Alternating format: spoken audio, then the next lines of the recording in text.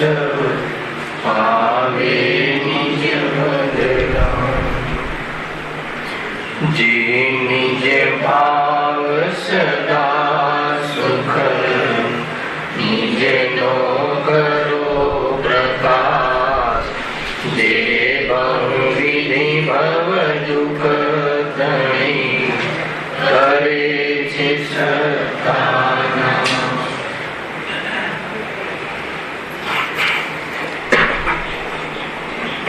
આ શ્રી મોક્ષમાર્ગ પ્રકાશક ગ્રંથ છે. ત્રીજા અધિકાર ઉપર આપણે સ્વાધ્યાય ચાલી રહ્યો છે. પેજ નંબર 49 ત્યાંથી વિષય આગળ આપણે વિચારીશું. મૂળ તો એ વાત અહીંયા આવી ખાસ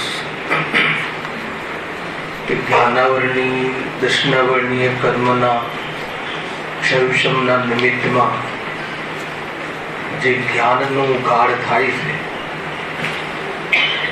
એ જ્ઞાનમાં બે કાર્ય સાંભળજો બરાબર. જ્ઞાનાવરણી અને દર્શનાવરણીય કર્મના ક્ષયક્ષમના નિમિત્તથી પર્યાયગત યોગ્યતાથી જે જ્ઞાનનું ગાઢ થાય છે એમાં બે કામ થાય છે. અગર એ જ્ઞાનમાં જ્ઞાનની સ્થાપના કરે છે, જ્ઞાનમાં જ્ઞાનની સ્થાપના એટલે શું? એ જ્ઞાનમાં સ્વયંની સ્થાપના કરે છે. સ્વયંની સ્થાપના એટલે શું? કે જે આ જ્ઞાનરૂપ પરિણમન થાય છે એ જાણવું એ મારો સ્વભાવ છે એમ જો અનુભવ કરે છે, અર્થાત તો આ જ્ઞાયક છે તે હું છું. જ્ઞાયક છે તે હું છું એટલે શું? જ્ઞાયક છે તે એટલે શું? કે જે સદાકાલ છે, પરરૂપે થતો નથી, રાગાદી જેમાં પ્રવેશ કરતા નથી. આજે આવ્યું ને પુણ્યનો પાપનો કુહાડો, એમાં પ્રવેશ કરતો નથી. કેવી રીતે ખબર પડી? જ્ઞાન પરિણમનનો સ્વીકાર કરવાથી. જ્ઞાને જાણ્યું ખરું રાગને, જેના લક્ષથી રાગ થાય છે તે પદાર્થને જ્ઞાનમાં એ આવ્યું, જ્ઞાન એ રૂપે થયું. જ્ઞાન એ રૂપે થયું નહીં એનો અર્થ કે જ્ઞાયક એવો ને એવો રહ્યો. એ રીતે કોઈ પણ કેવોથી સંબંધ સિદ્ધ ન કરતા એ જ્ઞાન માત્ર હું છું એમ અનુભવ કરે. કયું જ્ઞાનની વાત છે આ? જે ક્ષયક્ષમ થયું ને ઉઘાડ, એ જ્ઞાન. એ જ્ઞાનમાં જે ઘેવ ઝલકે છે એની પ્રધાનતા ન ભાસે અને જાણ્યું એનો અહંકાર ન થાય અને જાણવાનો મારો સ્વભાવ છે સહજ જીવ માત્રનો, એમ હું પણ જીવ એમ જો અનુભવ કરે છે તો શું થાય છે? સમ્યક દર્શન. તો એને આત્મદર્શન કહેવાય છે, એને સત્ય દર્શન કહેવાય છે, એને સમ્યક દર્શન કહેવાય છે. બહુ સરસ છે. કયા જ્ઞાનની વાત છે? કે જે જ્ઞાન અત્યારે ક્યાં પ્રવર્તી રહ્યું છે? મોહની નોકરી કરી રહ્યું છે એ જ જ્ઞાન. બીજું કોઈ જ્ઞાન નથી આવવાનું ક્યાંયથી. જેને ઇન્દ્રિય જ્ઞાન કહ્યું છે એ જ જ્ઞાન. જ્ઞાન ઇન્દ્રિયના માધ્યમથી, ફરીથી જ્ઞાનાવરણીય દર્શનાવરણીય કર્મના ક્ષયક્ષમના નિમિત્તથી, ઇન્દ્રિયોના માધ્યમથી જે જાણવા રૂપે પ્રવર્તે છે એ જ્ઞાન. અગર જો એ જ્ઞાન કંડિશન થયા પુરુષાર્થ, અગર જો એ જ્ઞાન માં જ્ઞાનની સ્થાપના કરે, વાત પતી ગઈ, ફિનિશ. જ્ઞાનની સ્થાપના કરે એટલે શું? જ્ઞાનમાં જ્ઞાનની સ્થાપના કરે એટલે જ્ઞાન એક જ્ઞાનમાં ઉપયોગ અને એક જ્ઞાનમાં સ્વયં. એ જ્ઞાનમાં સ્વયંની સ્થાપના કરે. અને સ્વયંની સ્થાપના કરે એટલે શું? ત્રિકાય, ધ્રુવ, જ્ઞાયક. કેવી રીતે કરે? કે એને વેદ જ્ઞાનથી ખ્યાલ આવે છે કે આ જ્ઞાનમાં જે જાણવામાં આવ્યા, જે જણાયા એ તો જ્ઞાનમાં આવ્યા નહીં. નું જ્ઞાન થયું પણ માં રહ્યું અને જ્ઞાનમાં જ્ઞાન રહ્યું. એનો અર્થ એ થયો કે કોઈ પદાર્થ જ્ઞાનનો થયો નહીં, એનો અર્થ એ થયો કે જ્ઞાન રાગ રૂપે, ક્રોધ રૂપે કે જેના લક્ષથી થયું છે રાગાદિ એ રૂપે થયું નહીં. એનો અર્થ એ થયો કે જ્ઞાનમાં જ્ઞા એક જ છે, અથવા આ જ હું છું એમ અનુભવ કરે. એમ અનુભવ કરે એનો અર્થ એ થયો, આ બાજુથી લઈએ તો, કે જ્ઞેયોની પ્રધાનતા ન ભાસે, જ્ઞેયોમાં પ્રયોજન ન ભાસે પોતાના સુખનું. ખ્યાલ આવે? એમ સહજ રહે, સ્વભાવ છે. અને જે જ્ઞેયાકાર જાણવું થયું તો એ જ્ઞેયાકાર અથવા જ્ઞાનના ઉઘાડનું પણ અભિમાન નહીં, કેમ કે હું ક્ષરક્ષમ જેટલો નથી. જાણવું મારો સ્વભાવ જરૂર છે, પણ આટલું જ જાણવું થાય એવો મારો સ્વભાવ નથી. એમ જ્ઞેયાકારોનો પણ અભિમાન નહીં અને જ્ઞેયોની પ્રધાનતા નહીં, એવું આસક્તિ રહિતનું જે જ્ઞાનનું પરિણમન છે એને શું કહેવાય? શું ભાઈ? જ્ઞાનમાં જ્ઞાનની સ્થાપના. આનું નામ કે દેવ દર્શન. કયો દેવ? ચૈતન્ય દેવ. આ ચૈતન્ય દેવ આવું છે, એવા જે દર્શન કર્યા એને આત્મદર્શન, સમ્યક દર્શન કહે છે. બરાબર છે? કેટલો ફરક છે! જો આ બાજુ ઝૂકે છે, ક્યાં બાજુ? સ્વયંમાં ઝૂકે છે. ઝૂકવામાં પણ શું કરવાનું છે? જેમ છે એમ અનુભવ કરવાનું છે. જો એમ અનુભવ કરે છે તો અનંત સિદ્ધોના દર્શન કરે છે. ખ્યાલ? અર્થાત તો એને પંચમ ગતિના દ્વાર ખુલે છે અથવા મોક્ષનો પ્રારંભ થાય છે. અને એ જ જ્ઞાન, જે ત્રીજો અધિકારમાં, એ જ જ્ઞાન. જ્ઞાન બીજું નથી આવતું. જ્ઞાન તો એક જ છે, બે જ્ઞાન નથી. એક અતિન્દ્રિય અને એક ઇન્દ્રિય, બે જ્ઞાન નથી. જ્ઞાન એક જ છે. તો ઇન્દ્રિયના માધ્યમથી છદ્મસને જાણવું થાય છે, એટલે એને ઇન્દ્રિય જનિત, જનિત શબ્દ નાખ્યો છે. છેલ્લી બે લીટી હતી ને, ઇન્દ્રિય જનિત, એની વ્યાખ્યા કરું. હવે એ જ્ઞાન એનું પેલું એનું ઉજ્જવલ પક્ષ બતાવ્યો તમને. એટલે ઉજ્જવલ પક્ષની અંદરમાં સ્થાપના કરીને પછી બધું સમજ્યું. હવે એ જ્ઞાનને એ પ્રમાણે એની યથાર્થ યોગ્ય રીતે યુટિલિટી નથી કરતો. કોણ? ઉપયોગ. વર્તમાન જ્ઞાન કેમ નથી કરતો?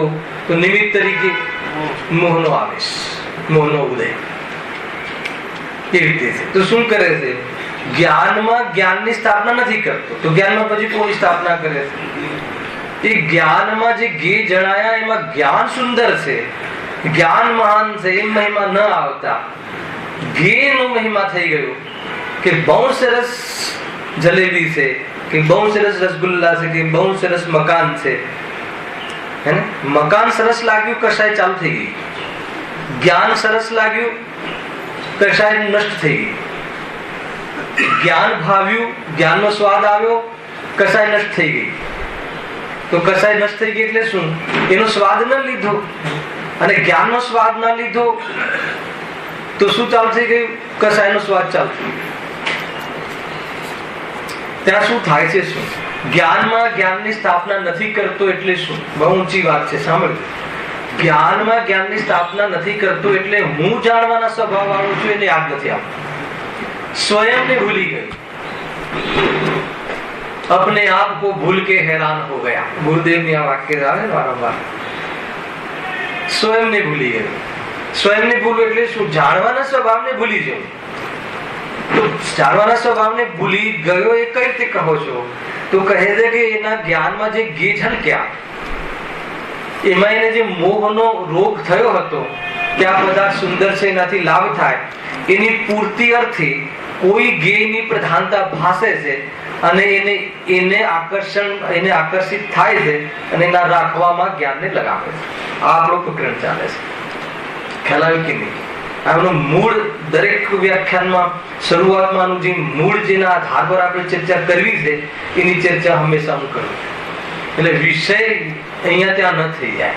કારણ કે કશાયોની ચર્ચા થતી હોય છે, ભોગોની ચર્ચા, હે ને? ભોગો બહુ મધુર લાગે છે. ભોગ આ જીવને ભોગવવામાં બહુ સરળ લાગે છે, ખ્યાલ આવ્યો? પણ બહુ મોંઘા પડશે એમ કહે છે ને? भोग भोगने में बहुत सरल लगते हैं पर बहुत महंगे पड़ेंगे. એવું કથન કેલેન્ડર માં વાંચ્યું. બહુ સરળ લાગે છે. ભૂખ લાગી ખાઈ લો, ઠંડી લાગી ગરમી લાગી એસી ચાલુ કરો, ઠંડી લાગી હીટર ચાલુ કરો. બહુ સરળ લાગે, એમાં શું? અને પાછું આનંદ લો. ભોગની સાથે આનંદનું સંબંધ છે. શામાંથી આનંદ લો? હીટર માંથી. શામાંથી આનંદ લો? એસી માંથી. આનંદ શામાંથી આવે છે? ખ્યાલ આવે? સ્વરૂપ વિપરીતતા. અને સ્વરૂપની પણ ખ્યાલ નથી કે આનંદ કોનું સ્વરૂપ છે. અને સ્વરૂપગ્રાહી જ્ઞાન છે આ બધા પ્રવચન સારના શબ્દો. આ જીવને સ્વરૂપગ્રાહી જ્ઞાન નથી એટલે ત્રણેય વિપરીતતા ચાલે છે. કારણ વિપરીતતા, હે ને, પછી કઈ છે ભેદાભેદ વિપરીતતા, સ્વરૂપ વિપરીતતા એક સાથે એ રીતે શું વાત કરી નીતિમાં? ભોગ જે છે એને બહુ સરળ લાગે છે, સહેલા લાગે છે ભોગ ભોગવવા, એમ બહુ મોંઘા પડશે. ફટાક દઈને બસ ભૂખ લાગી, કેટલા વાગ્યા છે, રાત્રિ છે કે નહીં, શું બન્યું છે, ભક્ષ કે ભક્ષ, કાંઈ નહીં, ખાઈ લો, મજા. ખ્યાલ? ઉપલબ્ધિ પણ છે, પુણ્યનો ઉદય પણ છે, અને પાપ ભોગવવાના પરિણામ પણ છે, અને સ્વભાવને ભૂલ્યો પણ છે. મૂળ તો એ ભૂલ છે. આ કાર્ય સ્વભાવને ભૂલીને, રસની વાત છે, ક્રિયાની વાત નથી, ધ્યાન રાખજો. આ શ્રદ્ધા પ્રધાન કથનનું છે. કોઈ ક્રિયાઓ બંધ કરી દેવી ને ક્રિયાઓ ન કરવી ને એની વાત નથી. એમાં રસ પડે છે ને એના ઉપર તમે હાથ મૂકજો બરાબર. ને તો આ પછી કાલથી દુકાન જવાનું બંધ કરી દઈએ, કાલથી આ ના કરીએ, કાલથી ન ખાઈએ, કાલથી, એટલે એમાં શું કહેવા માંગે છે ખબર છે? કે એ બધું કરી શકું છું. પેલા તો એનું એમાં એટલી ઉપાધિતા. અને અહીંયા ક્યાં કહે છે કે તું કર યા ન કર, રાગ પ્રમાણ જોવા મળશે, પણ રસ ક્યાં છે તારો? એમાં રસ પડે છે ને જે એના ઉપર દ્રષ્ટિ કરવા જોઈએ. રસ એટલે અહીંયા શ્રદ્ધાજનિત ભૂલ છે. મજા આવે છે પરમાં, રાગમાં, કષાયોમાં, એની અહીંયા ચર્ચા ચાલે છે. એટલે શું થયું? જ્ઞાનમાં જ્ઞાનની સ્થાપના ન કરી એટલે જ્ઞાનને ભૂલી ગઈ. ત્યાંથી ચાલે છે મિથ્યાત્વના સ્વરૂપની ચર્ચા ચાલે છે. જ્ઞાન અને રાગ અને શરીરને ત્રણેયને એક માને છે ને ભૂલી ગઈ. એને એક વાર પણ યાદ નથી આવતું કે આત્માની ક્રિયા જાણવાની છે, કશાય કરવાની આત્માની ક્રિયા નથી, આત્માની સમ્યક ક્રિયા નથી. રાગનું પણ જાણવું થાય છે આત્મામાં, એવી જ્ઞાનની સ્વચ્છ નિર્મલ અને વાસ્તવમાં એવી જાતિની દિવ્યતા વાળું જ્ઞાન છે. એ આત્માનો સ્વભાવ છે, વાનગી છે. એ તો એને સ્વભાવને એ પ્રગટપણે અનુભવ કરે તો ગાયકની દૃષ્ટિ થઈ કહેવાય, નહીં તો ન કહેવાય. એ રીતે થોડીક દ્રવ્યાનુગની પ્રધાનતા રહે, દ્રવ્ય સ્વભાવની, એને લઈને આ ચર્ચા મેં અહીંયા છેડી છે. આજે જ્ઞાનમાં આગળ આવી જાઓ, આગળ પાછળ જગ્યા નથી, આગળ આવતા આગળ બહુ જગ્યા છે. પ્રશ્ન તો હું પૂછતું જ નથી કોઈને, ચિંતા નહીં કરવાની. ખ્યાલ આવે? હવે જ્ઞાનમાં જ્ઞાનની પ્રધાનતા ન પાછવી એટલે શું વાત એ ચાલે છે ને? રાજેશભાઈ, જ્ઞાનમાં જ્ઞાનની પ્રધાનતા ન ભાષવી એટલે શું બતાવો? આ રોગ છે આપણો, આપણને અનુભવ ગમે છે. આપણને રોગનું તો નિદાન કરવું ને, ઈલાજ પહેલા બતાવી દીધો આમ તો, પણ રોગનું નિદાન તો થયું. જ્ઞાનમાં જ્ઞાનની પ્રધાનતા ન ભાષવી એને સામાન્ય કે હું પોતાને ભૂલી ગયો, પોતાને આત્મા ન માને, આવું સામાન્ય કથન છે. પણ પ્રયોગમાં બતાવો કે જ્ઞાનને જ્ઞાનમાં કેવી રીતે ભૂલી ગયું. જ્ઞાન થઈ રહ્યું છે ને, બધું જ્ઞાન તો થઈ રહ્યું. જો આ જાણું આ જાણું, અમે જ્ઞાનનો અનુભવ નથી ને અમે જ્ઞાનમાં જ્ઞાનને ભૂલી ગયા છે, તમે કઈ રીતે ખ્યાલ આવે? પ્રશ્ન મારો, આપણે સ્લોગન ખબર છે, સ્વભાવને ભૂલી ગયું છે, સ્વભાવનો આદર નથી, હે ને, બધું બરાબર છે. પણ પ્રયોગાત્મક થઈને બતાવો કે જ્ઞાનમાં થયું શું, એમાં ઘે જણાયા ત્યાં સુધી તો કોઈ મિથ્યા તો નથી પૂછતું. પણ જ્ઞાનનો મહિમા ન આવતા એ ગેનો મહિમા આવ્યો. ગેનો મહિમા કેમ આવ્યો? ગે એટલે જે પદાર્થ જાણવામાં આવ્યો, જેવી પદાર્થ, જે ઘડિયાળ જણાવી કે મકાન જણાવ્યું કે પંખો જણાવ્યું કે એસી જણાવ્યું, તો એનો મહિમા કેમ આવી ગયો? કે મોહના ઉદય, મોહ જોડાય, મોહમાં જ્ઞાન નિમિત્ત બન્યું. ખ્યાલ? મોહમાં જ્ઞાન નિમિત્ત બન્યું ને. મોહમાં શું હતું? ભ્રાંતિ, કે આ પદાર્થ બહુ સરસ છે, આમાં મજા આવી જાય, આ મને મળી જાય. આગળ બધું ચેપ્ટર ચાલુ થવાનું છે, એટલે સ્થાપના કરવી. એટલે પછી એ વિષયોને અને એ વિષયોના પદાર્થોને મેળવવાની જે પુરુષાર્થ કર્યા કરે. ઉપાય આવે, ઉપાયની ચાલશે ને, ઉપર કરેલા કહેલ દુઃખની નિવૃત્તિના ઉપાયનું જૂઠા એ પોઈન્ટ ચાલવાનો ચાલે 5 મિનિટમાં. અને એના માટે આ સ્થાપના કરી હે ને. ઉપાય કરવો પડે છે ને. આપણે ઉપાય સુખી થવા માટે ઉપાય કરવો કે ન કરવો, તો વિષયને ગ્રહણ કરવા, એને જાણવા, જાણકારી લેવી. શું કામ? કયા વિષયની જાણકારી લેવી? જે વિષય, જે જ્ઞાનમાં વિષય જે બને છે, અથવા એ વિષયને ધ્યેય બનાવો. કયા વિષયને?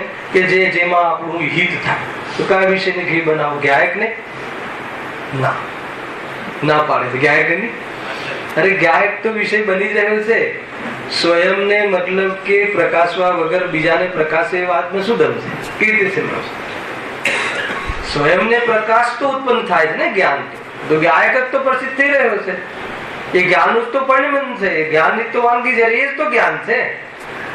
ગે બહારમાં કેવો છે એ રીતે થોડી જ્ઞાન થાય છે. જ્ઞાન તો પોતાની યોગ્યતા રૂપે પરિણમન કરે. ગે તો લાલ છે ને જ્ઞાન પીળાનું થાય છે. એટલે એ જ્ઞાન ગાયકનું છે, ગેનું નથી. એમ પણ અર્થ નીકળે. સ્વતંત્રતા બતાવી છે. ખ્યાલ આવે? કઈ પ્રકારે સિદ્ધિ થાય છે જ્ઞાન ગાયકમાં અથવા જ્ઞાનમાં? જ્ઞાન જ છે.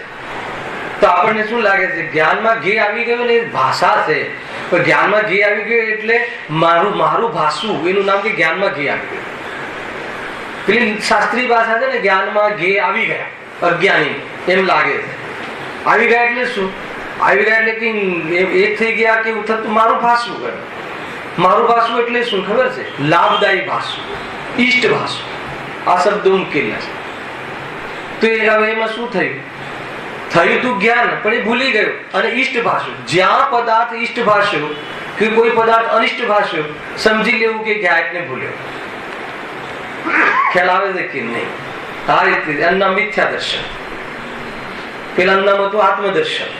જ્ઞાનમાં કોની સ્થાપના કરી? અને અજ્ઞાનની. જ્ઞાનમાં ગેનો પ્રભાવ થવો, ગેમાં પ્રયોજનની ભાષિત થવું, એનું નામ કે જ્ઞાનમાં અજ્ઞાનનો અનુભવ થયો. જ્ઞાન અજ્ઞાન રૂપેમાં એક શબ્દ અહીંયા લીધો હતો. ગે મિશ્રિત જ્ઞાન, રાગ મિશ્રિત જ્ઞાન ચાલી રહ્યું છે. જેમ મોહ કહે એમ જ્ઞાન અનુભવ કરે છે. જેમ છે એમ અનુભવ નથી કરતું જ્ઞાન, એટલા માટે અજ્ઞાન. હવે એના માટે શું કરે છે એની ચર્ચા આપણે અહીંયા લીધી છે. છેલ્લી 2 લીટી વાંચીને આગળનું અનુસંધાન કરીએ છીએ. એ પ્રમાણે જ્ઞાનાવરણ દર્શનાવરણના ક્ષમથી થયેલું ઇન્દ્રિયજનિત જ્ઞાન છે તે, અને આપણે ઉજ્જવલ પક્ષ બી લીધું તે. આજે બીજો પક્ષ લીધો એ કયો આવ્યો? મિથ્યા દર્શન આદિકના નિમિત્તથી ઈચ્છા સહિત બની દુઃખનું કારણ થયું છે. ગજબ છે. દુઃખનું કારણ કયું છે? કે જે સ્વભાવ છે એને ક્યાં લગાડી દીધું છે? મોહમાં લગાવી દીધું છે. એટલા માટે અજ્ઞાન એ છે. જ્ઞાનનું અજ્ઞાનપણામાં મિથ્યાત્વનું મહત્વ છે. કોઈ મિથ્યાત્વને લઈને જ્ઞાનને અજ્ઞાન કહેવાય છે. બાકી જ્ઞાનમાં અજ્ઞાનતા કઈ હોય? જાણવાનું સ્વરૂપ છે. એ રીતે અહીંયા કહે છે. બે જ વાત આવે ને કે જો એક જ્ઞાનમાં જ્ઞાનની સ્થાપના કરે છે સમ્યક દર્શન, અને એક ભેદ જ્ઞાનના બલથી ત્યાં લેવું, અને ત્યાં ભેદ જ્ઞાનના બલથી, શાસ્ત્રના માધ્યમથી, વેદ જ્ઞાનના બલથી આત્માનો આશ્રય કરી લે છે. આત્માનો આશ્રય કરી લે છે એટલે શું? કે જાણવું એ મારું સ્વરૂપ છે, સ્વાદ આવે છે. એ સ્વાદ આવે છે એટલે ઘેની આસક્તિ અથવા ઘે તરફનું જે પક્ષ હતો, લક્ષ્ય હતો, એ બધું લક્ષ્ય પક્ષ છોડીને પ્રત્યક્ષ થઈ જાય છે જીવને જ્ઞાન. ખ્યાલ આવે છે કે નહીં? આ રીતે આત્માની અનુભૂતિ થાય છે. બહુ શબ્દોમાં વર્ણન કરી રહ્યા છે આપણે. બાકી આત્માની અનુભૂતિ તો અનુભવથી જ ખ્યાલમાં આવે. છતાં જેટલું શબ્દોમાં સંભાવ છે એને એટલું જેટલું બતાવ્યું શાસ્ત્રમાં, એ રીતે અહીંયા કહેવામાં આવે છે. તે મિથ્યાદર્શન આદિકના નિમિત્તથી ઈચ્છા સહિત બની દુઃખનું કારણ થયું છે. હવે દુઃખ દૂર થવાનો ઉપાય આ જીવ કેવો કરે છે તે કહીએ છીએ. ઉપાય કેવી રીતે કરે છે? ઉપાય ક્યાં કરશે? વિષય ગ્રહણ કરીને. આ વાત ધ્યાન. વિષય ગ્રહણ કરીને એમાં 2 અર્થ લેવાશે. એક તો જાણવા રૂપે ગ્રહણ કરવું, અને ભોગવવા માટે જાણવું. એ રીતે ઇન્દ્રિયના વિષયોને જાણવા રૂપે ગ્રહણ કરી અને ભોગવવા માટે એની સન્મુખતા અને એના સંપર્કમાં રહેવાની જે પ્રવૃત્તિ વૃત્તિ છે એને લઈને આ જીવ પ્રયાસો કર્યા કરે છે. અને એ પ્રયાસો જૂઠા છે એમ સિદ્ધિ કરશે, અને જો એ જૂઠા છે એમ તને અનુભવમાં આવે તો પછી સાચો ઉપાય શું છે એનો પુરુષાર્થ જાગૃત થશે. એવી જાતની ચર્ચા છે. જો ઇન્દ્રિયો વડે વિષયોનું ગ્રહણ થતા મારી ઈચ્છા પૂર્ણ થશે એમ જાણી પ્રથમ તો નાના પ્રકારના ભોજન આદિકો વડે ઇન્દ્રિયોને પ્રબલ કરે છે. ખ્યાલ આવ્યો આ વાતનો? આપણે શાના માટે કરીએ છીએ? સુખી થવાના જૂઠા ઉપાયો. આ હેડિંગ છે. સુખી થવાના જૂઠા ઉપાયો. અજ્ઞાની સુખી થવાના જૂઠા ઉપાયો કરે છે. કોણ કરે છે? શું કહ્યા? અજ્ઞાની. આપણે નહીં. ખ્યાલ આવ્યો? સુખી થવાના જૂઠા ઉપાય. સુખી કેવી રીતે થવા માંગે છે? પેલા માને છે શું? હે ને? ઇન્દ્રિયો દ્વારા વિષયોનું ગ્રહણ થતા, ઇન્દ્રિયો દ્વારા વિષયોને જાણકારી લઈ અને થયેલી કલ્પનામાં ઈચ્છાની પૂર્તિ કરી અને હું સુખી થઈ જઈશ એમ માને છે. એટલે આ ઇન્દ્રિયોને પણ પ્રબલ કરવા અર્થે અને ઇન્દ્રિયોને ભોજન આદિથી પ્રબલ કરવાની પ્રવૃત્તિ કરે છે. એના 5 ઇન્દ્રિયો છે ને, 5 ઇન્દ્રિયોને પ્રબલ કરવાની વાત ચાલે છે ને, કે જેના માધ્યમથી ભોગ ભોગવવામાં યોગ્યતા બની રહે, ભોગ ભોગવવાનું સામર્થ્ય બની રહે એટલા માટે લખ્યું. જો પ્રથમ તો નાના પ્રકારના ભોજન આદિકો વડે ઇન્દ્રિયોને પ્રબલ કરે. ઇન્દ્રિયોને પ્રબલ કેમ કરે? કેમ કે ઇન્દ્રિયો દ્વારા ગ્રહણ કરવાની ઈચ્છાની પૂર્તિ થાય. અને આ ભ્રમ ક્યાંથી થઈ ગયો? કે ઇન્દ્રિયો દ્વારા સંસારમાં છદ્મસને ઇન્દ્રિયો દ્વારા જાણવું થાય છે. આ વાત ક્યાંથી આવી હતી? મિથ્યાત્વના સ્વરૂપમાં પહેલાથી આવી હતી. ખ્યાલ આવ્યો? પહેલી લીટી વાંચો. મિથ્યા દર્શન આદિથી જીવને સ્વપ્નનો વિવેક થઈ શકતો નથી. ત્યાંથી આ વાત આવી હતી.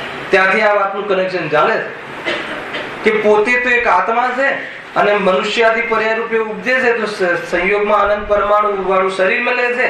આત્મામાં જાણવું દેખવું થાય છે અને રાગાદિ વિભાવ પણ થાય છે. શરીરમાં સ્પર્શાદિથી એનું પટલું જાણવું થાય છે. અને એ ઇન્દ્રિયો એ શરીરના અંગ છે, આત્માના અંગ નથી. વાત એટલી છે ખાલી ત્યાં એટલું નિમિત્ત નૈમિત્તિક કાર્ય થાય છે.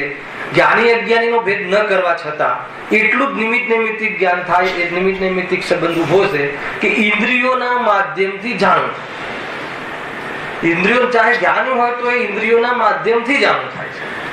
જાણવું થાય છે આત્માના સ્વભાવમાંથી ઉત્પન્ન થાય છે, પણ અવલંબન લઈ અને પદાર્થ સંબંધી એ બોધ કરે છે. બરાબર છે? તો હવે અજ્ઞાની કેવી રીતે થઈ જાય છે? કે એને એ ભૂલી ગયો છે કે જાણવું મારામાંથી થાય છે, એમ જાણે છે કે જાણવું ઇન્દ્રિયોમાંથી થાય છે. બરાબર છે? એટલે એટલા માટે ઇન્દ્રિયોને શું કરવા મથે છે? પ્રબલ કરવા મથે છે. એક તો એ આપણે આંખને બરાબર શું કામ બરાબર રાખવા માટે બધી પ્રયાસો કરીએ છીએ. જેવી લીલોતરી હરી જે પણ પાલક બાલક ખાઈને, શાના માટે? કે આંખ, ઘણા લોકો ઘાસ પર ચાલે. કેમ? ઘાસ પર ચાલવાથી શું થાય? આંખ બરાબર થઈ જાય હે ને, ગુરુદેવનું કાળજું બળી જાય. અરે રે આ જીવ કેન્દ્રીય જીવ ઉપર એને ભવિષ્યના તીર્થંકરોના જીવ અનંત ગુણનો પિંડ એવો એક આત્મા અંદરમાં બિરાજમાન છે.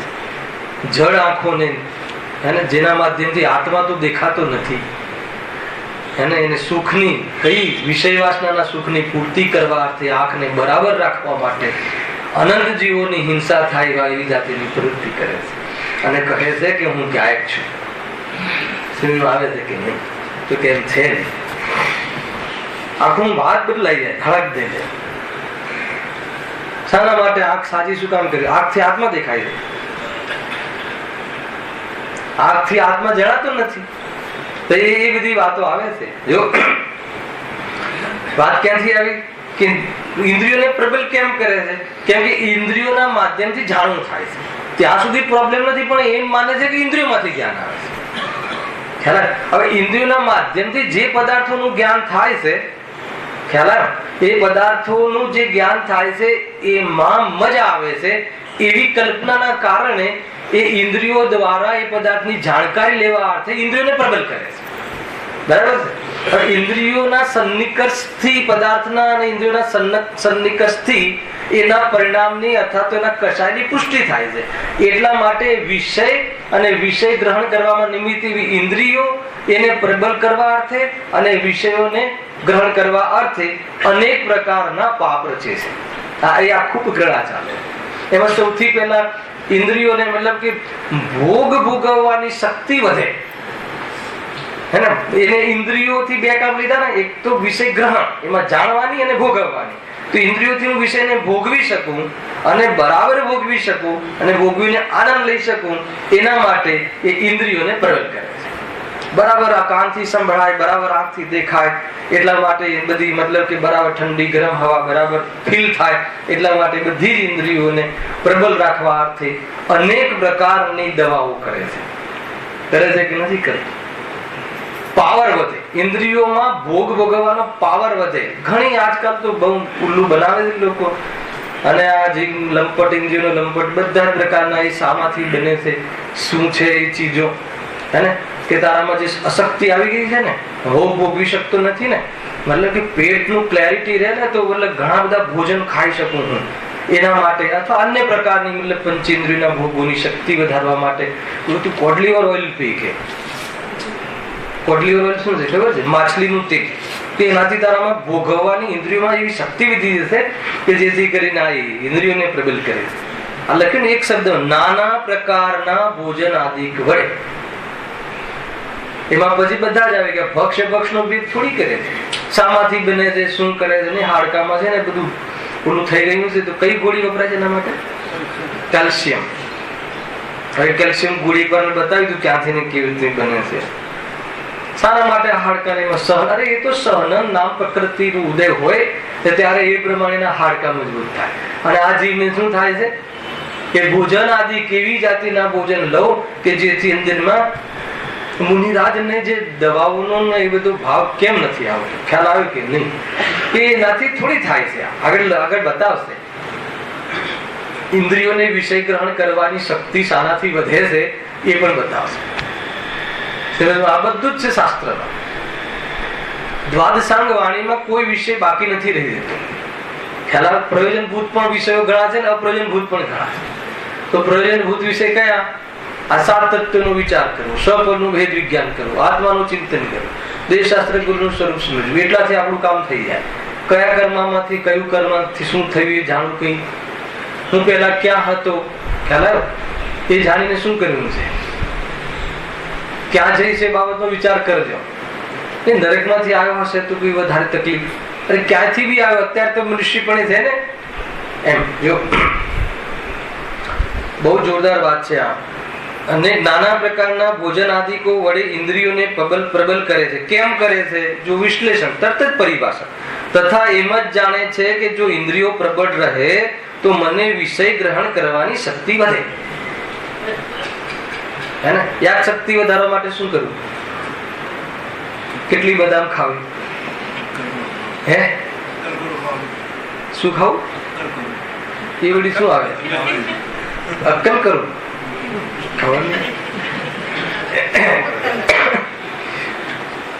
જ્ઞાન વધારવા માટે અનાજથી જ્ઞાન વધે, બદામથી જ્ઞાન વધે. તો બધા કરોડપતિના છોકરાઓ બહુ જ્ઞાનવાન થઈ જાય. અને જેને મતલબ બદામ જોઈ જ નથી અને એને તો જ્ઞાન જ નહીં વધે, એવા છોકરાઓ નંબર 1 લઈને આવે છે. બહુ મતલબ જ્ઞાનનું જે વિકાસનું અહીંયા કોઈ અહીંયા લખ્યું ને, જો ઇન્દ્રિયો પ્રબળ રહે તો મને વિષય ગ્રહણ કરવાની શક્તિ વધે. આ જીવને વિષય ગ્રહણ કરવાની ઈચ્છા છે ને, એમાં સુખ માને છે. બાહ્ય સામગ્રી મેળવવા અને એ બાહ્ય સામગ્રીનો ભોગ કરવું અને ઇન્દ્રિયો દ્વારા ભોગ કરવું અને એના માટે જાણકારી વધારવા માટે જ્ઞાન વધારવું, બધું એના માટે પ્રયાસ કરે. આ જીવ છે. ખરેખર તો એક કષાય, જ્ઞાની કષાયને વેદે છે, પદાર્થને થોડી વેદે છે. એ બતાવો કે 600 રૂપિયાની અમેરિકન બદામ આવતી છે કદાચ, અને બીજી કઈ બદામ આવે છે? માવરો. એ કેટલા રૂપિયાની આવે? તો બંને બદામમાં કઈ બદામમાં વધારે રસ આવે? બતાવો તમને, અહીંયા બતાવો. અમે 3000 વાળી બદામ ખાઈએ છીએ, એનો રસ વધારે આવે છે. બદામનો રસ કોઈને નથી આવતો. ખ્યાલ આવે તમને? અને એટલા માટે એ 3000 એટલા માટે રૂપિયા કમાય અને એ 3000 ભાવની બદામનો સંપર્ક સંયોગમાં લાવવા માટે જીવન લગાવે અને એ પછી સાને ભોગવે? બદામને. અમે 3000 ની બદામ ખાઈએ છીએ. યાદ આવ્યું કે નહીં? આ એમ છે ના, ઓલી જે સાદી બદામ હતી ને, આ તો આમ તો અમે આ બદામ તો અમને દિવાળી પર કે કોઈ પેલા તેડામાં આપી ગઈ છે, અમે તો 3000 વાળી વાપરીએ છીએ. એનો અર્થ શું? આ રીતે છે. અરે આ તો એટલી બધી ડીપ વાતો છે, એક એક વસ્તુ ખોલીએ ને તો આપણને એમ લાગે કે આપણે ક્યાં ઉભા છીએ. જ્ઞાનને તો જીવ એટલું ચૂક્યો છે ને, એટલું ચૂક્યો છે કે દરેક ગેમાં જેટલી આસક્તિ વધે છે એટલું મોક્ષથી દૂર જાય છે, એટલો જ્ઞાનથી દૂર જાય છે. આખું જીવન આમાં તો લગાવી રહ્યા છે ને આપણે. આ વિષય ગ્રહણ કરવાની જે શક્તિ વધારવા અર્થે ભોગની શક્તિ વધારે અથવા તો ભોગ ભોગવવામાં શક્તિ વધે એ અર્થે ભોગ હું પૂરી શક્તિ અને સામર્થ્ય ભોગવી શકું એ સામર્થ્ય માટે સામગ્રીઓ એકઠી કરવા માટે આ જ્ઞાન એ જીવન લગાવ્યું છે કે નથી લગાવ્યું? અને માત્ર એક પેઢી સુધી નહીં, મારા બાળકોના બાળકો બી બરાબર ઇન્દ્રિયના ભોગો ભોગવે. સમજમાં આવે છે? એટલા માટે આગળ આનો ખુલાસા બહુ આવશે કે એ તારી ઈચ્છા પ્રમાણે મળતું નથી પહેલા તો, અને પહેલા તો એમાં સુખ છે કે નહીં, મળી ગયા પછી એ નક્કી કર એ ભોગમાં સુખ છે કે નહીં. એટલા માટે મેં આજે પેલું કથન પહેલા કહ્યું કે બહુ મોંઘા પડશે. આ ભોગ ભોગવવા બહુ સરળ છે, પુણ્ય તો બહુ જાગ્યું છે, લોકો પાસે અનાપ શનાપ પૈસા છે, ખ્યાલ આવે કે નહીં? અને એના માટે જે સામગ્રી અને એના માટે જે અદ્યતન નવા આવિષ્કાર હે ને, વિષય ગ્રહણ કરવાની શક્તિ, વિષય ગ્રહણ કરવા હે ને, વિષય જાણવાની પાછળ શું મતલબ? શું કામ ઇન્ટરનેટ અત્યારે તો સૌથી વધારે આસક્તિ, જાણવાની આસક્તિ પાછળ બધી પ્રોડક્ટોને જોઈ રાખે, ક્યાં કયું મળે, ઘેર બેઠા આવી જાય. હવે તો કયું માર્કેટ છે? ઓનલાઈન માર્કેટ, ઈ ક્રાંતિ, ઇલેક્ટ્રોનિક ક્રાંતિ. શાના માટે? સુખ માટે. કયા સુખ માટે? કે જે સુખ નથી, જે મતલબ કે ભારે પડી જશે, બહુ મોંઘા પડી જશે આ ભોગ હે ને. આ રીતે છે. ફટાક દઈને સ્વિચ દબાવીને બધું જ ગરમમાંથી ગરમ પાણી આવે ને અહીંયાથી આવે. તને ખ્યાલ છે કેટલા જીવો અંદર બળે છે ને સળગે છે? એકલી કોરી જ્ઞાનની વાતો કરવાથી આત્માનુભૂતિ નથી થતી ભાઈ. જીવો પ્રત્યે કરુણા એ જ્ઞાનીઓના હૃદયમાં આંખમાંથી આંસુ વહે. શ્રીમદ રાજચંદ્ર દૂધીનું શાક ખાતો હોય, આંખમાંથી આંસુ વહે. અરે ખ્યાલ આવે છે કે નહીં? એમ પરમાત્મા પદ જેની પર્યામાં પ્રગટ થવાનું હોય. આત્મા અને અન્ન બે ભિન્ન છે, પરંતુ રાગ મટાડવાની વાત જો તને નથી જચતી તો કહે છે કે સ્વચ્છંદતાનું પોષણ કરે. આત્મા ક્યાં ખાય છે? બહુ સરસ. આત્મા ક્યાં ખાય છે તો પછી રાગ વ્યર્થ લાગવો જોઈએ ને. આત્મા ક્યાં ખાય છે? આત્મા તો ખાતો જ નથી. એમ કરીને તું રાગનું પોષણ કરે છે તો બસ ફાક્યા કરે રાત્રિમાં ને દિવસમાં, ને શું ફાકે ભગવાન જાણે. તો કહે છે કે એમ નથી. એટલા માટે કાલે રાત્રિમાં આ વિષય લીધો હતો ભાઈ. ત્યાં સ્વપ્નના ભેદ વિજ્ઞાનમાં એકલું સ્વપ્નના ભેદ વિજ્ઞાન 7 તત્વોનું તું જ્ઞાન કર કે રાગ મટાડવા યોગ્ય છે, રાગ પેદા ના થવો જોઈએ. એ રીતે સ્વપ્નનું ભેદ વિજ્ઞાન કરીને આત્મામાં આહાર નથી, આત્મા ખાઈ શકતો નથી, એ લઈને ખાવાનો ભાવ છે એ તારે શું કામ કરવું છે? એ માટે છે. ખાવું જોઈએ એ માટે નથી, એ સ્વચ્છંદ નથી. બરાબર જીતુભાઈ? પકડમાં આવે છે વાત? બહુ જોરદાર વાત છે. આ વાત જે કહે ને ઇન્દ્રિયોને પ્રબળ કરવા અર્થે શાના માટે? કે ભોગ ભોગવવામાં બરાબર મતલબ કે ગુરુદેવે તો લખ્યું પરિચયમાં ગુંદર પાક, શાલમ પાક. શું કામ ખાય? બરાબર એને આખું વર્ષ દુકાનમાં થડે બરાબર ટટ્ટા થઈને બેસી શકે, કમર ઝૂકી ના જાય, અને ત્યાંથી 5 ઇન્દ્રિયના વિષયોની સામગ્રી માટે ધન કમાય હે ને. એટલે બરાબર આને મેથીના લાડવા ખવડાવો શિયાળામાં કે જેથી બાકીના 8 મહિના બરાબર મજૂરી કરે. આના માટે બહુ પાપ થઈ રહ્યા છે, બહુ પાપ. જે પાપનો સ્વભાવમાં ભાવ છે, એ પાપનો મહિમા આવે તો કહે છે કે કેવી રીતે સ્વરૂપની વાતો એને ગમે. વાત મહિમાની છે, વાત પાપની નથી. તને ગમે છે કશાયો ગમે છે, પાપ ગમે છે, પાપ ભાવ ગમે છે, પાપ કાર્યોમાં આનંદ માને છે. રૌદ્ર ધ્યાન, એકલું રૌદ્ર ધ્યાન છે. જો ઇન્દ્રિયો પ્રબળ રહે તો મને વિષય ગ્રહણ કરવાની શક્તિ વધે. અને ઇન્દ્રિયોને કેમ અહીંયા પ્રબળ કરે છે કે એનાથી શું ગ્રહણ કરવાની શક્તિ વધે? ભોગવવાની શક્તિ વધે.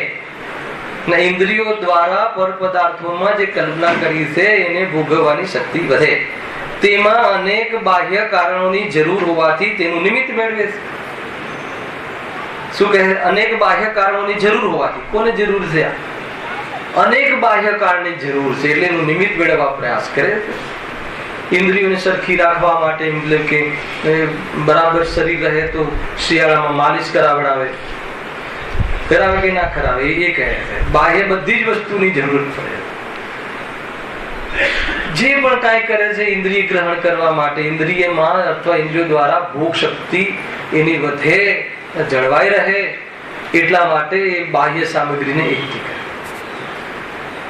ગજબ છે. આખી દુનિયામાં આપણે બધામાં લાગે છે કે નથી લાગે? ખરેખર જબરજસ્ત આપણને ગુરુદેવ શ્રીએ જબરજસ્ત તત્વ સોંપ્યું છે, આપ્યું છે. એવા જીવો પણ, એવા આપણે લોકો પણ આ બાહ્ય સામગ્રી એકઠી કરવા અને એની પાછળ એ ઉદ્દેશ કે એનાથી ઇન્દ્રિયોનો ભોગ અને બરાબર ભોગવી શકીએ અને ભોગવવા પાછળ એમાં આનંદ આવી શકે એને લઈને આપણે આપણું જીવન વિતાવી રહ્યા છે કે નથી વિતાવી રહ્યા? કલાક બે કલાક અહીંયા આપણને હળવું લાગે કે વાત તો સાચી છે, એને આખો ચમત્કાર બતાવી દીધો કે સ્વરૂપમાં કોઈ બહારનો રાગ કે સુખ આદિ તો બહારમાં છે જ નહીં.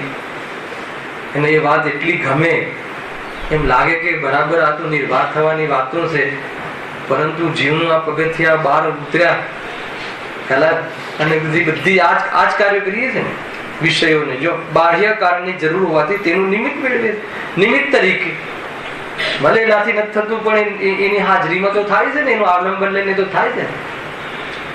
સ્વાદ એમાંથી તો આવે છે કે નહીં? તો એના માટે સામગ્રી ઊંચામાં ઊંચી ચીજો લઈ આવે. સિઝનલ ના હોય તો શોધી આવે, હલાવે કે નહીં, ક્યાં મળે છે ને શું મળે છે. દોષ લાગે છે. સિઝનલ ફ્રૂટ ખાઈએ ને તો દોષ ઓછો છે, અને સિઝન સિવાયના ફ્રૂટમાં અપક્ષનો દોષ લાગે. જોરદાર વાત છે. રાગ એ સૌથી મોટો દોષ છે અને એમાં મને આનંદ આવે છે, એ મિથ્યાત્વનો દોષ છે. અને એને લઈ અને પાપરૂપ પ્રવૃત્તિ કરે છે એ તો દોષ જ દોષ છે. એ રીતે દોષ થાય. મૂળ વાત અહીંયા છે વિષય ગ્રહણ કરવાની શક્તિ વધે અને એને બાહ્ય કારણોની જરૂર હોવાથી તેનું નિમિત્ત મેળવે છે. જો પોતાને સન્મુખ થયેલા વિષયોને ઇન્દ્રિયો ગ્રહણ કરી શકે છે અને તેથી અનેક બાહ્ય ઉપાયો વડે વિષયોનો અને ઇન્દ્રિયોનો સંયોગ મેળવે છે. ખ્યાલ? દરેક એક એક મજા આવે છે. એક એક ઇન્દ્રિયના સંયોગ બહારમાં. એક તો ઇન્દ્રિયો, જો ફરીથી વાત, બહુ સુંદર કથન છે, જોરદાર ભાવ નીકળશે. પોતાને સન્મુખ થયેલા વિષયોને ઇન્દ્રિય ગ્રહણ કરી શકે છે. આ તો સ્વરૂપ છે. ઇન્દ્રિય વિષયને ક્યારે જાણી શકે છે? એને સન્મુખ હોય તો એ પહેલા લીધું છે કે આપણે કોઈ દ્રશ્ય જોવું હોય તો એ ચક્ષુ ઇન્દ્રિયના માધ્યમથી એનું સન્નિકર્ષ થવું જોઈએ. તો એ ગ્રહણ, એ રીતે ગ્રહણ કરવાની પદ્ધતિ છે એક. અને પછી એનાથી શું પાછું શાના માટે? એ તો ભૂલવાનું નહીં. એ જોઈ અને એમાંથી મને સુખ મળે છે, આનંદ આવે છે. એટલા માટે શું કરે છે? અનેક બાહ્ય ઉપાયો વડે. આ બાહ્ય ઉપાય કયા કરે?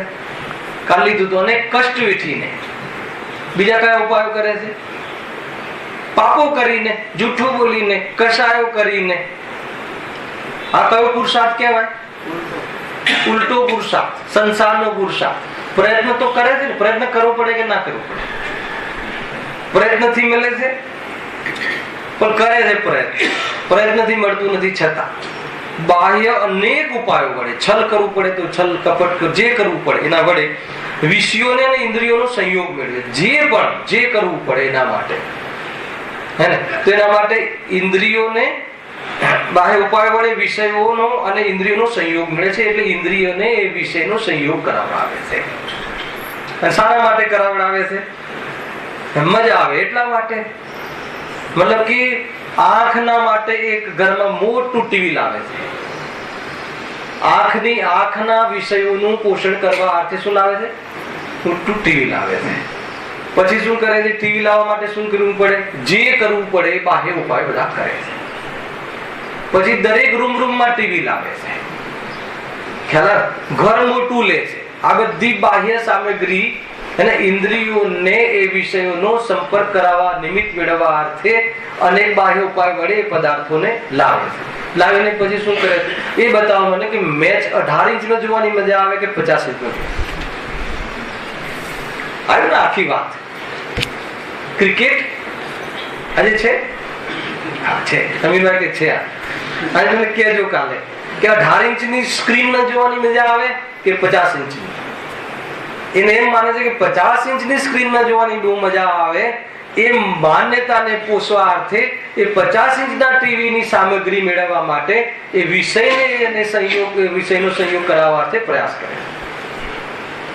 ખ્યાલ આવે કે નહીં? ફોન કયો સારો? બ્લેકબેરી સારો? કયો સારો? બધી જ જગ્યાએ હાથ ચાલે છે જો. અને એને લઈને લાખ રૂપિયાનો, 2 લાખ રૂપિયાના, 3 લાખ રૂપિયાના. કાલે આવ્યું હતું ને, બહુ કષ્ટથી પૈસા ભેગા કરે અને પછી સારું લગાડવા માટે. ખ્યાલ આવે? જે ફોન છે એ તો વાસ્તવમાં ઘેયાશક્તિ, એ જાણવાની આસક્તિ વધારવાનું અથવા તો પુષ્ટિ કરવાનું નિમિત્ત છે. પણ એ ફોન પાછો સ્લિમ હોવો જોઈએ. ફોન પાછો આ રીતનો હોવો જોઈએ. બધું ચાલે છે કે નથી ચાલતું? બધી સામગ્રી મજા આવે ને? મજા આવે. શું મજા આવે ખબર છે? લાગે બરાબર. કેવું લાગે? બધાને સારું લાગે ને આપણને પણ મજા આવે. આ વૃત્તિ છે આપણી મનોવૃત્તિ. આત્મકલ્યાણ કરવું હોય તો આ બધી દૃષ્ટિઓ જ્યાં સુધી હશે ત્યાં સુધી આત્મકલ્યાણ નહીં થાય. બસ એ પોષણ કરે છે ફર્સ્ટ ક્લાસ. મતલબ ત્યાં લોનાવાલા કે ખંડાલા જાય તો ત્યાં ફર્સ્ટ ક્લાસ મતલબ કે ઝરણામાં, વહેતા ઝરણામાં ફોટો પડાવે અને પછી મોટી ફ્રેમમાં બધી, અને પછી જ્યાં ગુરુદેવનો ફોટો લગાવવો જોઈએ તો ઘરમાં એની જગ્યાએ મોટો ફોટો લગાવે અને જોઈને શું કરે? આંખનો વિષય બનાવીને એ સ્મરણમાં એક છે ને ઓલું કઈ ભોગે જો ભોગ પહેલે ન હોવે ઉનકા સ્મરણ છે ને, સમાધિ ક્યાં છે? દિન રાત મેરે સ્વામી માં છે. જે પૂર્વમાં ભોગ ભોગવ્યા હોય ને પછી એનું સ્મરણ કરવા અર્થે, મનનો વિષય બનાવવા અર્થે આંખના માધ્યમથી ચિત્ર રાખે, બરાબર ભૂલી ના જવાય એટલે. અને પછી યાદ કરીને વિષયોને ભોગ કરે છે. શાનો ભોગ કરે છે? કલ્પનામાં. ગજબ છે જો, બહુ જોરદાર વાત છે ભાઈ. પોતાને સન્મુખ થયેલા વિષયોને ઇન્દ્રિયો ગ્રહણ કરી શકે છે. તેથી અનેક બાહ્ય ઉપાયો વડે વિષયોનો અને ઇન્દ્રિયોનો સંયોગ મેળવે છે. આ બહુ જોરદાર વાક્ય છે. વિષયોનો ઇન્દ્રિયોનો સંયોગ મેળવે છે. બરાબર રાખે ઘરની અંદર બધા જ પદાર્થો પોતાના. કર્ણેન્દ્રના વિષયો જબરજસ્ત, નવામાં નવી જેવી MP3 ને જે પણ નવી સિસ્ટમ આવી હોય એ સિસ્ટમ, બારીકમાં બારીક અંદરનો અવાજ જે બી કહેતા આપણને ખ્યાલ નથી. એમાં અનેક પ્રકારનો આ ટ્યુન બરાબર અવાજ જુદું સંભળાય અને કાનના માધ્યમથી બરાબર એનો આનંદ લઈ શકાય. શાનો આનંદ લઈ શકાય? એના માટે એ બધી સામગ્રીને મેળવે છે. ઇન્દ્રિયોને પ્રબલ કરે છે અને ઇન્દ્રિયોના માધ્યમથી જે વિષયોને ભોગવવાનો ભાવ છે એ વિષયોને નિમિત્ત તરીકે મેળવવા અર્થે બાહ્ય ઉપાય વડે એનો સંયોગ મેળવે છે. અને પછી શું કરે? પછી શું કરતો હશે? આજે હર કશાયનું પોષણ કરે છે. મારી પાસે દુનિયા કરતા વધારામાં વધારે મકાન છે, મોટું મકાન છે. એનું પણ જોડે પાછો રસાસ્વાદ લે છે. રસાનુભૂતિ. શાનો રસ લે છે? કશાયનો. નિરંતર પીડા છે ને આ કશાયોની હર સમય. જો નાના પ્રકારના વસ્ત્ર આદિ, ભોજન આદિ, પુષ્પાદિક, મંદિર આભૂષણ આદિ, ગાયક વાજિંત્ર આદિનો સંયોગ મેળવવા માટે ઘણો જ ખેદખિન્ન થાય. આવી ગયું ને? નાના પ્રકારના વસ્ત્ર આદિ, અનેક પ્રકારના વસ્ત્ર. શાના માટે? મતલબ છે ને, ઘણી વાર કહું છું કે જીન દર્શન, એની ભાષામાં ગણેશ, જીન દર્શન નો અલગ ડ્રેસ, દાંડિયા રાસ નો અલગ ડ્રેસ, લગ્ન બીજા ના કરે. પછી એ મતલબ કે લગ્ન વાળા કરતા લગ્નમાં જે જાય ને એને કેટલા ખર્ચા હોય. કષ્ટથી ભેગું કરેલું ધન, અને 12 મહિના નોકરી કરે કે 12 મહિના પછી દોસ્તારના ઘરે લગ્ન આવવાનું છે તો એમાં 50,000 નું બજેટ છે તો 12 મહિના એવું કષ્ટ કરે, જરૂરત પડે તો ખોટું બોલે, અનેક પ્રકારના કાર્યો બી કરે અને ધન એકઠું કરી અને પછી એક જ દિવસમાં વસ્ત્ર આદિમાં ખ્યાલ આવે ને, સ્પર્શન ઇન્દ્રિય બધી જ સ્પર્શન ઇન્દ્રિય થઈ ગયું ને, એને ફિલિંગ સારું આવે એવું, એવી જાતિનું કપડું, એવી જાતિનું, અથવા બહારમાં સારું દેખાય એવા ભોગ ભોગવવા અર્થે આખું જીવન આપણે શાના માટે કમાઈએ છીએ? બતાવો. પેટ માટે કેટલું જોઈએ? ખ્યાલ આવે? આપણે જે મેનુ બનાવીએ છીએ લગ્નમાં, મતલબ કે કોઈને આપણે ભોજનમાં આવે તો શું કહેવાય, શિબિરોમાં પણ લગ્ન જેવા ભોજન થઈ ગયા. પાછું બાનું શું બતાવે તો બધા આવે ને, અરે જે જગ્યાએ એને ભોજનની આસક્તિ કેવી રીતે મટે, ખાડો પૂરવા અર્થે ભોજન લેવાનું છે એવું શીખવવાની પાઠશાળા, ભોજનાલય એ પણ એક શિબિરનો પાર્ટ છે. ખ્યાલ છે કે નહીં? ભોજનાલય એટલે ખાવાનું સ્થાન નથી માત્ર, એ પણ એક વાસ્તવમાં પાઠ છે શિબિરમાં એ શીખવવા માટેનો, કે અહીંયા એવું ભોજન બનાવો કે જેથી જીવનમાં આવું ભોજન ઘરમાં રહેવું જોઈએ. પહેલા તો એ શિબિરોમાં એ તૈયારી કરવી જોઈએ. ખાલી પ્રવચનો જોરદાર કરીએ એટલી જ વાત નથી હોતી ભાઈ. ખાલી ભાષા વર્ગણાની કિંમત નથી અહીંયા. બધી જ વાત, આખું જીવન પવિત્ર હોવું જોઈએ. એનું ઉઠવું, બેસવું, ચાલવું, બોલવું બધી જ, કેમ કે 5 સમિતિ પૂર્વક જીવન હોય છે મળી રાજમાં. અને એના પહેલા એનો સાર જો એના જીવનમાં અભ્યાસ રૂપે ના હોય તો કહે છે કે એટલી કશાયનો અભાવ થઈને એ પ્રવૃત્તિ નહીં પ્રગટે. એક જીનાગમની એક એક ચીજની કિંમત છે.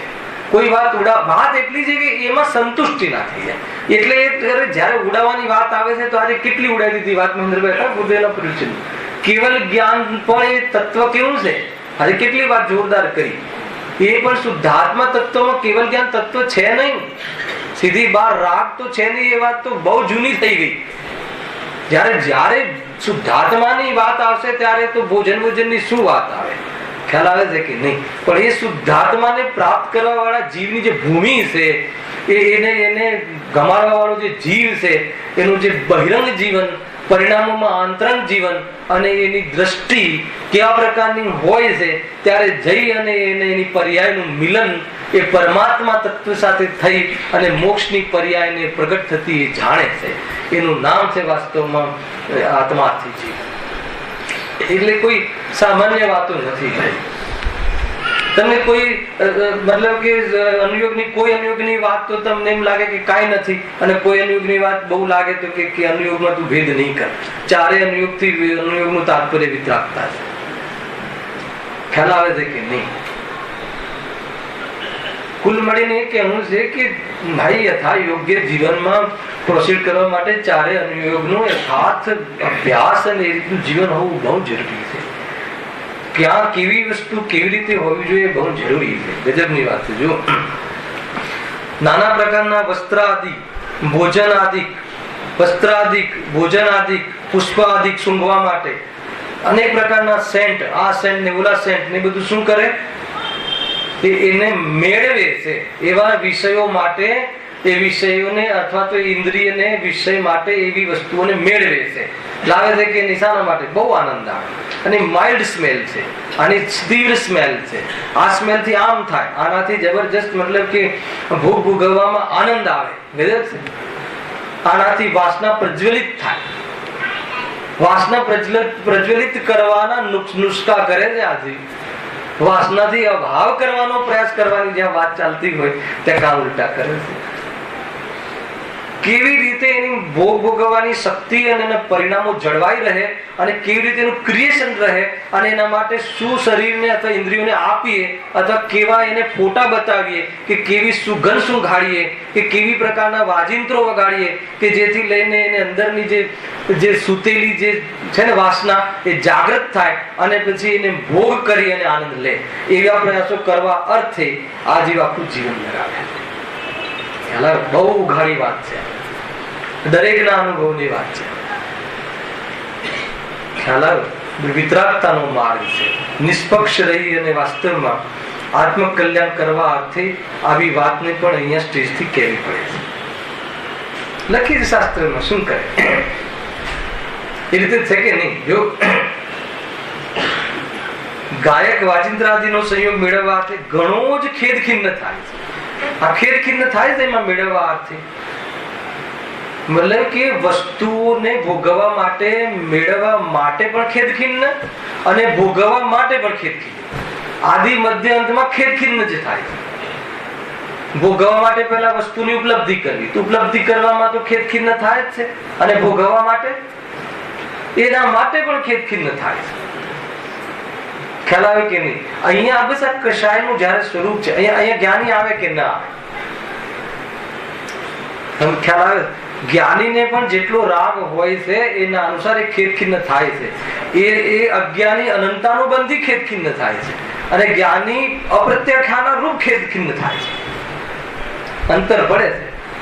જ્ઞાનીને ત્યાં એટલી ધારા પણ ચાલતી હોય છે કે આ રાગ જુદો છે, આ દુઃખનું કારણ છે, અને અંદરમાં એવી સુખની ધારા ચાલતી હોય છે, અને બહારમાં વિષયોમાં ઝુકાવાળું ખેદખિન્ન અપ્રત્યાખ્યાના ગજબ છે.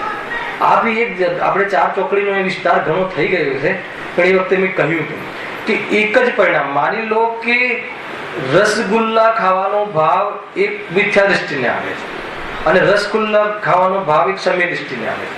તો જે મિથ્યા દ્રષ્ટિનો જે ખાવાનો ભાવ છે અનંતાનુબંધી ભાવ છે, અને સમ્ય દ્રષ્ટિનો જે ભાવ છે અપ્રત્યાખ્યાના વર્ણનીય અપ્રત્યાખ્યાન રૂપ એનો ભાવ છે. ખ્યાલ આવે છે? બંનેમાં ઘણું લીધું તો આપણે પ્રતિમાઓ પછી 11 પ્રતિમાઓ ખોલી હતી, અને બહુ વિશેષ ચર્ચાઓ આપણે કરી હતી. પરિણામ સમાન લાગે. બંને મતલબ કે ઘોડે ચડીને લગ્ન કરવા છતાં દેખાય, પણ એકને અનંતાનુબંધી રાગ છે અને એકને અપ્રત્યાખ્યાનનો રાગ. એને મિથ્યાત્વ નીકળી જઈ અને અનંતાનુબંધીનો અભાવ થઈ, અને અંદરમાં એક ધારા ચાલે છે આનંદની, અને જેટલો રાગ છે એટલો ખેદખિન્ન થયો છે, એટલે ઘોડા પર ચડી અને એ પૂર્તિ કરવા જતો દેખાય છે. ગજબ છે. પણ જે વસ્તુ ફેક્ટ છે, ફેક્ટ છે. જ્ઞાની અજ્ઞાનીની વાત નથી. જે કસાયમાં દેખાય છે એટલું પરલક્ષ છે એને, એટલું એને દુઃખ છે, અને જેટલું એને આત્મલક્ષ છે એટલું સુખ છે. અને અજ્ઞાનીને તો આત્માનું લક્ષ છે નહીં. સમજમાં આવે છે કે નહીં? ઘણી બધી વાતો છે ભાઈઓ. જ્યાં સુધી એ વિષયો ઇન્દ્રિય સન્મુખ રહે ત્યાં સુધી તો તેનું કિંચિત સ્પષ્ટ જાણપણું રહે છે. અહીંયાથી ટોન બદલાય છે. અહીંયા સુધી વિષય ગ્રહણની વાત થઈ હતી કે ઇન્દ્રિયોના ભોગ માટે. હવે જાણપણાની વાત, વિષય ગ્રહણમાં જાણવાની પણ વાત છે ને, તો હવે વાત રહે. જો જ્યાં સુધી એ વિષયો ઇન્દ્રિય સન્મુખ રહે ત્યાં સુધી તો તેનું કિંચિત સ્પષ્ટ જાણપણું રહે છે, પણ પછી મન દ્વારા સ્મરણ માત્ર જ રહે, અને કાળ વ્યતીત થતા એ સ્મરણ પણ મન થતું જાય છે. તેથી તે વિષયોને પોતાને આધીન રાખવાનો ઉપાય કરે છે. હવે આ જ્ઞાનને ઉભું કર્યું. પહેલા પેલી ભોગવવાની વાત કરી ઇન્દ્રિયો દ્વારા, પછી પાછું ફરીથી સ્મરણમાં રાખે, યાદ રહેવું જોઈએ. અરે ઘણા જીવો ભોગ અથવા તો ઘણા કહે છે ને, એવા ડાયલોગ બોલે છે ને કે તારી યાદમાં હું આખું જીવન વિતાવી દઈશ. એ યાદ છે, પણ સ્મરણ માત્રમાં, ભોગના અને એવી ભાવનાઓના સ્મરણ માત્રમાં. કેમ કે પદાર્થોની જે બી છે એનું સ્મરણ કેટલું રહે? તો સ્મરણ શક્તિ તો ઘણી ઓછી છે. એમ કહે છે તો વિષયોને પોતાને આધીન રાખવાનું. ફરીથી બોલું છું, જો જ્યાં સુધી વિષયો ઇન્દ્રિય સન્મુખ રહે ત્યાં સુધી તો તેનું કિંચિત સ્પષ્ટ જાણપણું રહે છે. જ્યાં સુધીમાં પ્રોસીડ રહે, ઉપયુક્ત જાણપણું રહે છે, પણ પછી મન દ્વારા સ્મરણ માત્ર જ રહે છે. પછી મનમાં સ્મરણ માત્ર રહે છે. કાળ વ્યતીત થતા તે સ્મરણ પણ મન થતું જાય. આ જ્ઞાનનું સ્વરૂપ. સ્મરણ પણ ભૂલી જવાય છે, ઘણું ભૂલી જવાય છે. તો ભૂલી જવાય એટલે યાદ રાખવા માટે પછી ઘણા પ્રકારના ઉપાય કરવા પડે. હમણાં લગભગ હું પ્રેમ દિશેનું પ્રવચન સાંભળતું હતું ગુરુદેવનું, તો એમાં એમને આ વાત એમના માટે ખોલી કે કોઈ ગ્રંથ લઈને કંઈક બતાવવા ગયા કે કોઈ સમયસારનો કે કોઈ નિયમ સારા ગ્રંથની કોઈ વાત આ ગાથામાં પણ છે, એમ કરીને ગાથા આમ કાઢી, હે ને, મતલબ કે એ રીતે લાગ્યો આપણે ગાથા કાઢી. પછી વાંચ્યું કે અહીંયા પછી એક વસ્તુ બોલ્યા કે આ ગ્રંથ છે ને એ ઓલો નિશાની વાળો ગ્રંથ નથી, એમ બોલ્યા હે ને, એટલે શોધવું જોવું જરા તકલીફ પડે છે, એમ કહ્યું. એટલે એમનો જે પોતાનો જે સ્વાધ્યાયનો ગ્રંથ રહેતો ને પૂરો ચિતરી નાખતા, નિશાનીઓ એમાં ટોપ એમાં નોટ્સ કરતા, એટલું જોરદાર સ્વાધ્યાય, સામાન્ય સ્વાધ્યાય નહીં. એને આપણે તો આપણો ગ્રંથ હોતો જ નથી. મંદિરોમાં એટલા સમૃદ્ધ થઈ ગયા એને કે ફટાફટ 1000 ગ્રંથ આપી દે કોઈ પણ. મુકુંદભાઈ ચલો 1000 ગ્રંથ મારા તરફ. પોતાની ચોપડી હોવી જોઈએ, દરેક વ્યક્તિ પાસે લઈને આવવું જોઈએ, પોતાની નોટ્સ હોવી જોઈએ, પોતાનું માર્કિંગ હોવું જોઈએ. અહીંયા કોઈ વાત તમને થોડી ક્લિક થઈ તો ત્યાં નોટ્સ હોવી જોઈએ. ખરેખર એ રીતે સ્વાધ્યાયનું દરેકે દરેક માટે પોતાનો એક ગ્રંથ હોવો, પોતપોતાનો ગ્રંથ હોવો. પોતાનો રૂમ અલગ, પોતાના કપડા અલગ, પોતાનું બાથરૂમ અલગ, તો પોતાનો ગ્રંથ અલગ કેમ નહીં? કેમ નહીં? એટલું બધું પ્રમાદ શાના માટે? એ ખરેખર જ્ઞાનથી ગરીબ છે, પૈસાથી ભલે સમૃદ્ધ હોય. પોતાની કોપી હોવી જોઈએ, એના માટે એમ જબરજસ્ત રીતે હોવી જોઈએ. ખરા મુનિ દશા થશે ત્યારે એને એ વખતે ખાલી પીછી કમંડા. પછી શાસ્ત્રનું પણ એકાદ શાસ્ત્ર હોય પણ અધિકાર નહીં, જ્યાં હોય ત્યાં મૂકીને જતા રહે, કોઈ લે તો પણ એના પર અધિકાર નહીં. એ વાત અલગ છે ભાઈ, તો બહુ ઊંચી પૂજ્ય અવસ્થા છે. સ્વયં અંદરમાં અર્હત દ્રવ્ય અર્થાત શુદ્ધ કેવલી છે. પૂરા દ્વાદશાંગનો સાર ઝલકે છે. સ્વરૂપમાં જઈને પંચપરમિષ્ઠિને નમસ્કાર કરે છે. બાહ્ય વ્યવહાર નમસ્કાર તો મળે તો મળે, ન મળે તો ન મળે, એવું એમનું આવશ્યક હોય. એને રોજ મંદિરમાં જઈ અને દર્શન કરવા એવું આવશ્યક એમને નથી હોતું. સ્વયં પંચપરમિષ્ઠિમાં વિરાજમાન છે. નમો લો એ સર્વ સામૂહિક બહુ ઊંચી હસ્તી છે. ખ્યાલ આવે છે કે નહીં? ક્યાંથી વાત નીકળી? હા,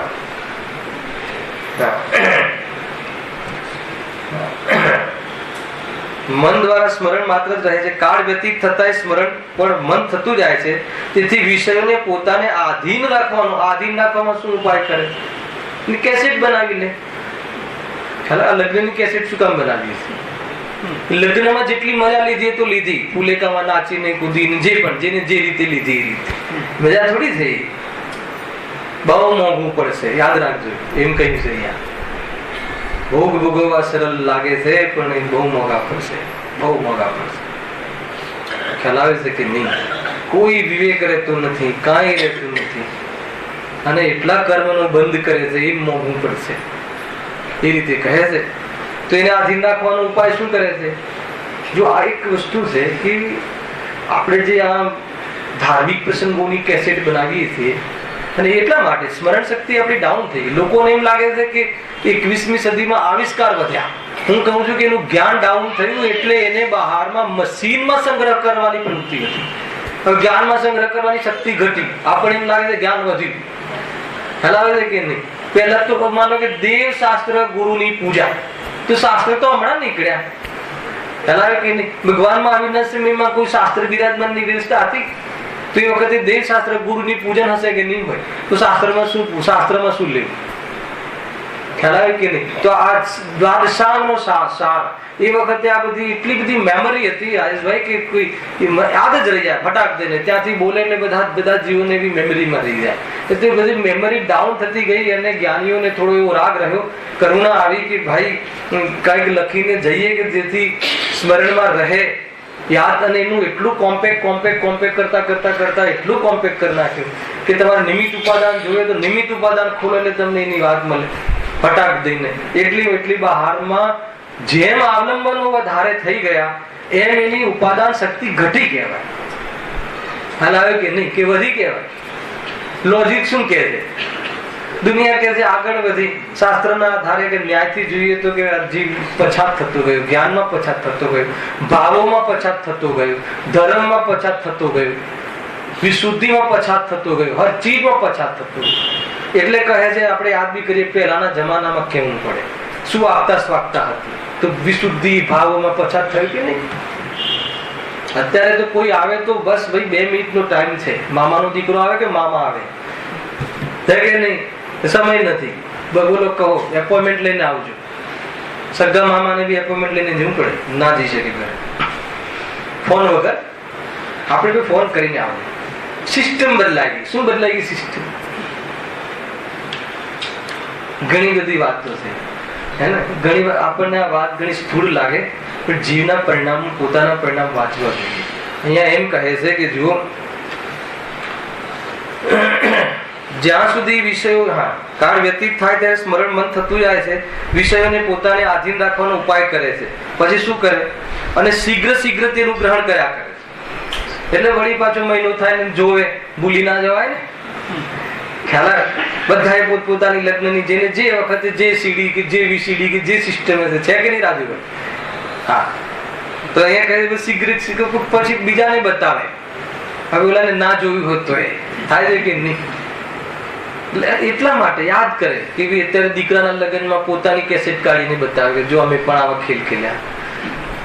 ગ્રહણ કરે. આ બધામાં ઇન્દ્રિયોના વિષયોને ગ્રહણ કરવાની જે છે હવે ક્ષમતા રહી નહીં તો સ્મરણ કરીને એ રીતે. વળી ઇન્દ્રિયો વડે તો એક કાળમાં કોઈ એક જ વિષયનું ગ્રહણ થાય છે, પણ આ જીવ ઘણા ઘણા વિષયોને ગ્રહણ કરવા ઈચ્છે છે. એક ઇન્દ્રિયના વળી ઇન્દ્રિયો વડે તો એક કાળમાં કોઈ એક વિષયનું એટલે શું? કોઈ એક વિષયનું એટલે આ લીધેલું છે આપણે. એક ઇન્દ્રિય એક ખિડકીના વિષયોનું, એક સંખ્યામાં નહીં. અત્યારે મને 500 માણસ કે 200 માણસ દેખાય છે આંખના માધ્યમથી, તો એક ઇન્દ્રિયના માધ્યમથી એક ઇન્દ્રિયનો વિષય. અને આંખનો વિષય બને ત્યારે કાનનો વિષય ના બને. એટલું ફાસ્ટ ફરે છે એટલે આપણને ભેદ પડતો. આમાં પણ અધ્યાત્મમાં તો વિષય કેટલા, દુનિયામાં વિષય કેટલા બતાવો. મને દુનિયામાં 2 જ વિષય દેખાય. કયા? એક સ્વ અને એક પર. આ રીતે અધ્યાત્મ આ રીતે કહે કે જ્યારે પરમાં ઉપયોગ લાગેલો રહે ત્યારે સ્વમાં ઉપયોગ હોતો નથી. એક સમયમાં છદ્મસને એકમાં જ ઉપયોગ લાગેલો રહે. તો જ્યારે સ્વને જાણે ત્યારે પરને ન જાણે, તો પછી જ્ઞાની જ્યારે પરને જાણે ત્યારે સ્વને ન જાણે. તો એટલા માટે એક શબ્દ મૂકે ઉપયોગ રૂપ. જ્યારે જ્ઞાનીનો ઉપયોગ પરના લક્ષમાં થઈને જાણતો હોય છે ત્યારે ઉપયોગ રૂપ સ્વમાં નથી, એ વાત પાકી છે. પણ લબ્ધ રૂપે કે ધારણા રૂપે જે શબ્દ વપરાતા હોય એમાં એટલે સ્વનું જ્ઞાન જરૂર હોય. કોઈ કે ગૌણપણે એ અલગ વિષય છે, ખ્યાલ આવે, પણ એને સ્વનું જ્ઞાન જરૂર હોય. અને દ્રષ્ટિમાં મુખ્ય ગૌણ નથી હોતું. દ્રષ્ટિ તો હંમેશા બનેલી રહે છે પ્રતીતિ. પરંતુ માની લો કે કોઈ આચાર્ય કુંકુમ દેવનો ઉપયોગ એ સંસારમાં લાગેલો હોય ત્યારે આત્મામાં ઉપયોગ હોય કે ના? બતાવો. 100% ના હોય, ઉપયોગ રૂપે ના હોય. ક્યાં કે છદ્મસના ઉપયોગની તાકાત જ નથી. ખ્યાલ આવે? એક સમયમાં એક જ વિષય બને ઉપયોગ, કાં તો સ્વ કાં તો પર, ઉપયોગ રૂપથી. અનુભૂતિમાં પ્રતીતિ રૂપ, પરિણતિ રૂપ, ગૌણપણે અર્થાત તો લબ્ધ રૂપે, ધારણા રૂપે સ્વનું જ્ઞાન પણ હોય છે. અને ઉપયોગ સ્વમાં હોય ત્યારે પરમાં ના હોય, એ તો ફટાક દઈને. અને પરનું જ્ઞાન અને શરીર તે હું નથી એવું જ્ઞાન વર્તાય છે કે નહીં, તે રીતે બરાબર જ્ઞાન સ્વ પર પ્રકાશક તો ચાલુ હોય છે. એમ લેવું. જો ક્યાં આવ્યા હતા? વળી ઇન્દ્રિયો વડે તો એક કાળમાં કોઈ એક જ વિષયનું ગ્રહણ થાય છે, પણ આ જીવ ઘણા ઘણા વિષયોને ગ્રહણ કરવા ઈચ્છે છે. તેથી ઉતાવળો બની જલ્દી એક વિષયને છોડી અન્યને ગ્રહણ કરે છે. વળી તેને છોડી અન્યને ગ્રહણ કરે છે. અને મતલબ કે જાણવાની જિજ્ઞાસા તો બહુ છે, એટલે આ પ્રમાણે ઉપાય શું કરે છે? હવે આને જાણવું, હવે આને જાણવું. હવે એક સમયમાં એકને જ જાણે છે એટલે એટલો ઉતાવળો બને છે, એટલો ઉતાવળો બને છે. અને કેટલું તો મતલબ બ્રેક આવે બરાબર. માન લો કે એ પ્રમાણે ઇન્દ્રિયના ભોગ કરવા માટે ટીવી બીવી અંદરમાં રાખ્યું હોય અને બરાબર એ વખતે આજે સાંજે 5 વાગ્યાની મેચ હોય અને મારો ફોન આવે, રાજેશભાઈ તમારા ઘરે આવું છું, એટલે તમારે આ વિષય ગ્રહણ કરવાનો ભંગ પડે. એટલે પંડિતજી ઘેર આવે તો મેચ કેવી રીતે ચાલુ થાય? એક એવું ટેન્ડન્સી રહે છે ને, તો એવો બ્રેક પડ્યો, કાં લાઇટ જતી રહે, કાં જે પણ થાય, કાં તો વરસાદ આવી જાય. તો આ રીતે છતાં પછી બીજો વિષય, ત્રીજો વિષય, એવી રીતે ઉપાયો કર્યા કરે છે. એની વિશેષ ચર્ચા આપણે શનિવાર